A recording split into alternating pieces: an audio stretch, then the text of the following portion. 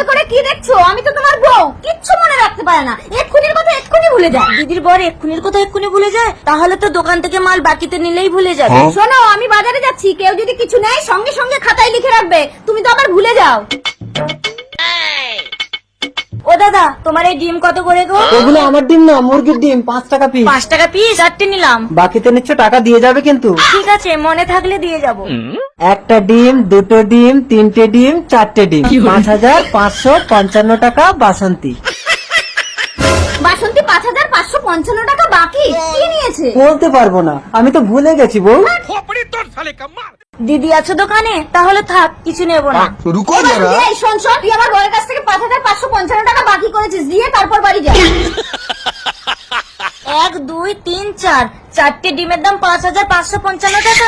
এই, আমার স্বামী ভুলে যায় বলে তুই সুযোগ নিচ্ছিস? কি? আমি সুযোগ নিচ্ছি? কি হচ্ছে, তোমরা মারামারি করছো কেন? এই দেখো না, আমার স্বামীর কাছে 5555 টাকা বাকি করে এখন শিকার খাচ্ছে না। এই কি ব্যাপার, দালালি হচ্ছে? টাকাটা দিয়ে দাও। ঠিক আছে, এই নাও তোমার 5555 টাকা। এই টাকা যদি সুদে আসলে না আদায় করতে পারি, তাহলে আমার নামও বাসন্তী না। এই, তুমি একটু দোকানে থাকো, আমি তাড়াতাড়ি যাচ্ছি। তুই যা, তোর স্বামীকে আজ আমি মুরগা বানাবো। এই, আমাকে 10,000 টাকা দাও তো, পুজোর কেনাকাটা করব। কেন তোমাকে 10,000 টাকা দেবো কেন? তুমি কে? ওই দেখো, ভুলে গেলে? আমি তো তোমার বউ। ও, তুমি আমার বউ? তা টাকা দেবো কেন? মুখে বলো না, আমি কিনে এনে দিচ্ছি। একটা নরম ঢাকাই জামদানি শাড়ি চাই আমার। সে তো 20,000 টাকা দাম, আর তুমি আমাকে পুজোতে কি দেবে বউ? আমি আর কি দেব? এই নাও, এই 3,000 টাকা দিয়ে নিজের জন্য একটা পাঞ্জাবি কিনে নে। ঠিক আছে। ও বউ, এই যে তোমার নরম ঢাকাই জামদানি শাড়ি।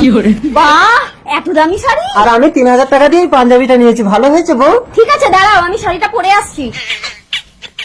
ও স্বামী, কই আমার নরম জামদানি? এই, তুমি আবার কোন বউ? ওই তো শাড়ি এনে আমার বউকে দিয়ে দিলাম। ওই তো আমার বউ।